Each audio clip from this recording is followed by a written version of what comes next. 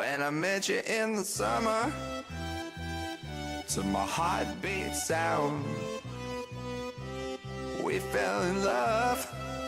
Hola amigos y amigas de YouTube, bienvenidos a otro tutorial de Coffee MH. Y bueno, esta vez les voy a enseñar un pack de Icon Packager. Y bueno, este es el tema, aquí dice temas. Ustedes le van a dar clic contrario, extraer aquí o extraer temas. Y bueno, ustedes van a dar acá, aquí vendrán varios temas con sus respectivos créditos en cada uno. Y aquí dice crédito. Esperen, es que le tengo que bajar acá. Aquí dice créditos, dice, oye, todos los packs tienen sus créditos. No borres esta nota porque cuesta recopilar. Cracks. Tutos Coffee MH recopiladora, moderaje y creadora. Y bueno, estos son varios temas.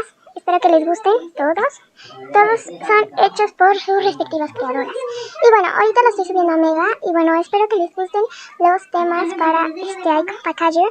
Y bueno, ustedes lo único que tienen que hacer es elegir el tema que ustedes quieren.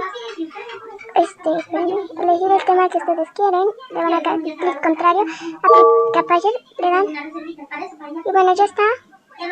Y bueno, ya está nuestro tema agregado a Icon Packager. Y bueno, son muchos, no podré pasárselos a enseñar todos. Y bueno, espero que les gusten estos temas y sean de su agrado. Nos vemos hasta el siguiente video tutorial. Adiós.